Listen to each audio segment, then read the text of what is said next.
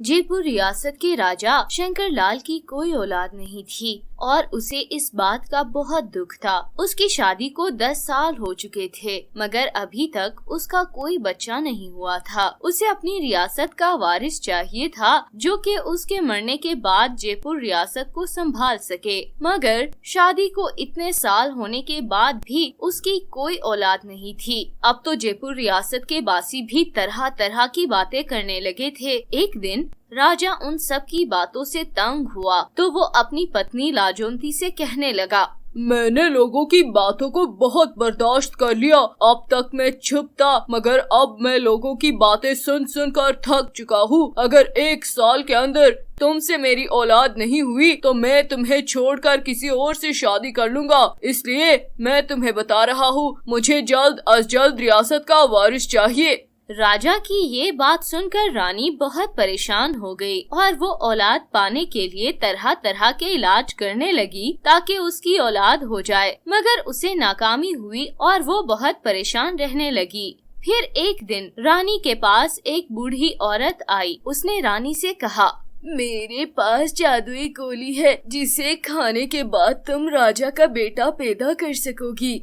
उस बूढ़ी औरत की बात सुनकर रानी खुश हो गई क्योंकि वो अब तक हर किस्म का इलाज करके देख चुकी थी मगर उसे किसी इलाज से कोई फर्क नहीं पड़ा था। अगर ऐसा ही रहा तो राजा दूसरी शादी कर लेगा और रानी को उस महल से जाना ही पड़ेगा। रानी रियासत के वारिस को जन्म देना चाहती थी, इसलिए वो बूढ़ी औरत से कहने लगी, मुझे वो जादुई गोली दे दो ताकि मैं जयपुर रियासत के वारिस को जन्म दे सकूं। ये सुनकर वो बूढ़ी औरत खुश नजर आने लगी क्योंकि वो एक मकसद से यहाँ आई थी। उसने फौरन रानी को वो जादुई गोली दे दी जिसे रानी ने फौरन से खा लिया। बूढ़ी औरत ने जब देखा कि रानी ने वो जादुई गोली खा ली थी तो वो रानी से कहने लगी, इस जादुई गोली को खाने के बाद आप एक लड़के को जन्म देंगी, मगर उसके बाद आपको मेरी भी एक शर्त पूरी करनी होगी। उस बूढ़ी औरत की ये बात सुनकर रानी चौंक गई और उसने बूढ़ी औरत से पूछा, कैसी शर्त? ये तुम क्या कह रही हो? तुम्हें इसके बदले क्या चीज चाहिए?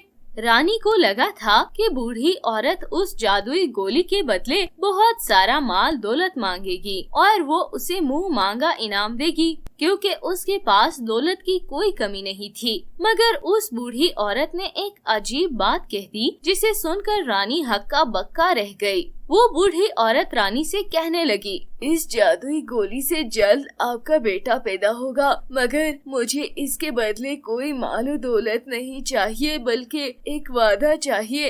रानी उस बूढ़ी औरत की बात सुनकर हैरान रह गई और उससे पूछा, कैसा वादा? मुझे क्या करना होगा? रानी की बात सुनकर बूढ़ी औरत कहने लगी, जब तुम्हारा बेटा 21 साल का हो जाए तो मैं उसे अपने साथ ले जाऊंगी, तब तुम इनकार नहीं करोगी और उसे मेरे साथ जाने से नहीं रोकोगी। ये सुनकर रानी घबरा गई। वो अपने बेटे को एक अजनबी औरत के साथ जाने क्यों देगी और वो बूढ़ी औरत उसके बेटे के साथ क्या करेगी? रानी बूढ़ी औरत की बात सुनकर सोच में पड़ गई। रानी ने चाहा कि वो उस बूढ़ी औरत को इनकार कर दे, मगर अब वो जादुई गोली खा चुकी थी। अब कुछ भी नहीं हो सकता था, लिहाजा वो बूढ़ी औरत की बात मानने पर मजबूर हो गई। रानी ने बूढ़ी औरत से वादा कर लिया कि जब मेरा बेटा 21 साल का हो जाएगा तब तुम उसे अपने साथ ले जाना और मैं तुम्हें ऐसा करने से नहीं रोकूंगी। रानी के इतना कहने के बाद वो बूढ़ी औरत महल से चली गई, जबकि रानी सोचने लगी कि अगर इस जादुई गोली से उसका बेटा पैदा हो गया तो वो क्या करेगी। वादे के मुताबिक उसे अपना बेटा 21 साल के बाद उस बूढ़ी औरत के हवाले करना ही पड़ेगा, लेकिन अगर उसने बेटे को जन्म ना दिया तो राजा उसे महल से निकाल देगा। रानी कश्मकश में थी कि वो क्या करे। यूं ही दिन रात गुजरते गए और 1 महीने बाद ही रानी को एक खुशखबरी मिली कि वो उम्मीद से थी। रानी जयपुर की रियासत के वारिस को जन्म देने वाली थी। इस खबर ने राजा को भी खुश कर दिया था।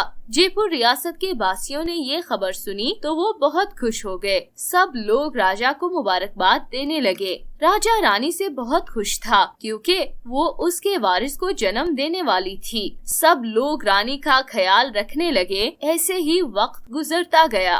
फिर एक दिन रानी ने एक बेटे को जन्म दिया। पूरी रियासत में मिठाई तकसीम की गई। रानी बहुत खुश थी, मगर उसी वक्त रानी को बूढ़ी औरत का ख्याल आ गया। तब उसे वो बूढ़ी औरत और उससे किया गया वादा याद आया। रानी एक बार फिर से परेशान हो गई। उस बूढ़ी औरत की जादुई गोली से उसने एक बेटे को जन्म दिया था। अब वादे के मुताबिक उसे 21 साल के बाद अपने बेटे हमेश को उस बूढ़ी औरत के हवाले करना ही होगा। ये सोचकर अभी से रानी की रातों की नींद उड़ गई क्योंकि उसे अपने बेटे हमेश से बहुत प्यार था। रानी ये सोचकर परेशान हो गई कि उसे अपना बेटा बूढ़ी औरत के हवाले करना ही पड़ेगा क्योंकि वो उस बूढ़ी औरत से वादा जो कर चुकी थी। मगर रानी सोचने लगी कि उस वक्त तक वो राजा को क्या जवाब देगी कि उसने अपना बेटा एक अजनबी औरत के हवाले क्यों कर दिया। रानी ये सब सोचकर परेशान हो गई। वो सोचने लगी कि आखिर वो ऐसा क्या करे कि उसे अपना बेटा उस बूढ़ी औरत के हवाले न करना पड़ जाए। सोचते सोचते रानी को एक ख्याल आया। ये ख्याल आते ही रानी पुरसुकून हो गई। रानी ने अपने महल की एक खास नौकरानी को अपने कमरे में बुलाया जिसका बेटा भी अभी पैदा हुआ था। रानी ने अपनी खास नौकरानी से कहा, तुम मुझे अपना बेटा दे दो और आज से तुम मेरे बेटे को पालना और ये बात किसी को मत बताना कि तुम्हारी गोद में मेरा बेटा है। इस बात को राज रखने के लिए मैं तुम्हें बड़ा इनाम दूंगी।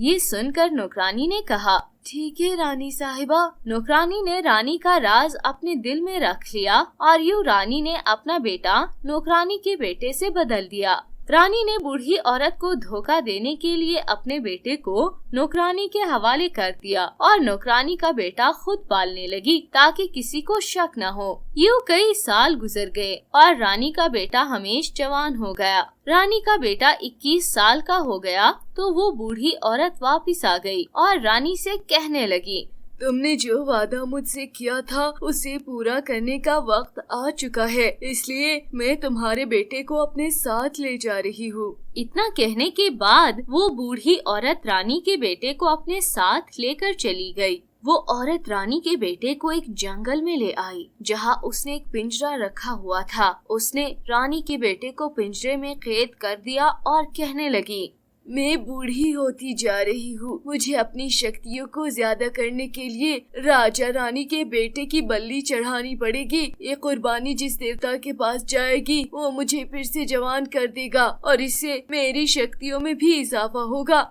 ये कहकर वो हंसने लगी। वो बूढ़ी औरत असल में एक जादूगरनी थी जो कि जंगल में रहती थी और वो अपनी शक्तियों को बढ़ाना चाहती थी, इसलिए वो रानी के पास गई थी और ये सारा प्लान बनाया था। जालिम जादूगरनी रानी के बेटे से कहने लगी, अभी मरने के लिए तैयार हो जाओ।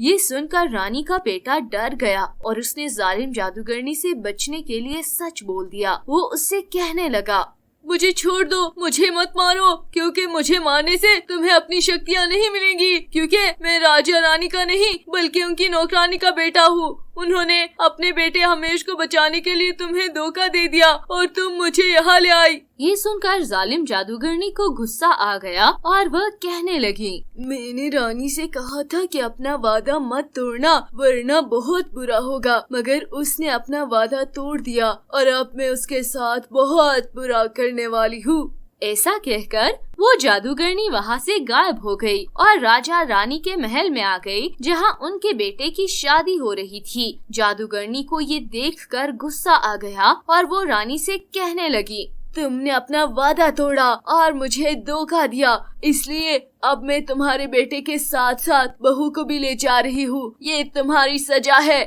ऐसा कहने के बाद जादूगरनी दोनों को अपने साथ जंगल में ले आई जहाँ उसने एक और पिंजरा रखा हुआ था। जालिम जादूगरनी ने रानी के बेटे और बहू को पिंजरे में कैद कर दिया और कहने लगी, मैं बहुत बूढ़ी होती जा रही हूँ। मुझे अपनी शक्तियों को ज्यादा करने के लिए तुम दोनों की बलि चढ़ानी पड़ेगी। ये कुर्बानी जिस देवता के पास जाएगी वो मुझे फिर से जवान कर देगा और उससे मेरी शक्तियों में भी इजाफा होगा। इसलिए अब तुम दोनों मरने के लिए तैयार हो जाओ। ये कहकर वो जालिम जादूगरनी हंसने लगी क्योंकि वो बहुत खुश थी, क्योंकि उन दोनों के मरते ही वो फिर से जवान हो जाएगी। रानी का बेटा ये सुनकर कहने लगा, मैं रानी का बेटा हूँ, तुम मुझे मार दो मगर मेरी पत्नी को छोड़ दो। इस बेचारी का क्या कसूर है? ये सुनकर वो जादूगरनी कहने लगी, ये जादुई जंगल है, यहाँ ना तो कोई मेरी इजाजत के बगैर आ सकता है और ना ही इस जंगल से बाहर जा सकता है। यहाँ मेरा राज चलता है, इसलिए तुम्हारी पत्नी वापस नहीं जा सकती। इसे भी तुम्हारे साथ मरना होगा। मैं अभी तुम दोनों को मार दूंगी, तुम मरने के लिए तैयार हो जाओ। रानी का बेटा ये सुनकर डर गया क्योंकि जालिम जादूगरनी से बचना बहुत मुश्किल लग रहा था। मगर अचानक उसकी नजर जादूगरनी के पीछे खड़े नौकरानी के बेटे रमेश पर पड़ी, जो कि अपने पिंजरे से आजाद हो चुका था। ये देखकर रानी का बेटा खुश हो गया। वो जादूगरनी को अपनी बातों से बहलाने लगा। रानी के बेटे ने जादूगरनी से कहा, तुम मुझे मारकर अपनी शक्तियों को नहीं बढ़ा सकती हो क्योंकि मुझ में बहुत सी शक्तियाँ हैं। तुम हमेशा ऐसे ही बूढ़ी रहोगी, इसलिए जवान होने के सपने मत देखो। ये सुनने की देर थी कि जादूगरनी को और गुस्सा आ गया और वो कहने लगी, तुम मुझे नहीं जानते हो, मैं इस जादुई जंगल की मलका हूँ और यहाँ पर सिर्फ मेरा राज चलता है। मैंने उसके हर रास्ते को अपने जादू की मदद से बंद कर रखा है और ये सारा जादू मेरी उंगलियों में है। जब तक मेरी उंगलियाँ सलामत है तुम लोग यहाँ से बचकर कहीं नहीं जा सकते हो। रानी के बेटे ने बड़ी होशियारी के साथ जादूगरनी से उसका राज पता कर लिया। जादूगरनी के पीछे खड़ा नौकरानी का बेटा उसका राज जान चुका था, इसलिए रमेश ने पास रखी कुल्हाड़ी उठाई और उस जालिम जादूगरनी के हाथों पर दे मारी। कुल्हाड़ी मारते ही जादूगरनी की सारी उंगलियां कट गई और उसकी सारी शक्ति खत्म हो गई और यूं वो जालिम जादूगरनी मर गई। और नौकरानी के बेटे ने आगे बढ़कर रानी के बेटे और बहू को उस पिंजरे से आजाद करा लिया और वो उस जादुई जंगल से निकलकर वापस महल पहुंच गए। रानी अपने बेटे और बहू को सही सलामत देखकर बहुत खुश हो गई। शुक्र है कि तुम दोनों वापस आ गए हो। रानी की खुशी देखकर रमेश कहने लगा, ये सब मेरे भाई रमेश की बहादुरी की वजह से हुआ है। अगर ये हिम्मत ना करता तो आज हम दोनों जिंदा ना होते। ये सुनकर राजा और रानी बहुत खुश हुए और उन्होंने रमेश को भी अपना बेटा बना लिया और यूं नौकरानी का बेटा अपनी बहादुरी की वजह से राजा रानी का बेटा बनकर महल में उन सब के साथ हंसी खुशी रहने लगा। आपने इस कहानी से क्या सीखा? अगर आपको ये कहानी पसंद आई तो लाइक, शेयर एंड सब्सक्राइब करना मत भूलिएगा ताकि आप इस तरह की और कहानियाँ देख पाए।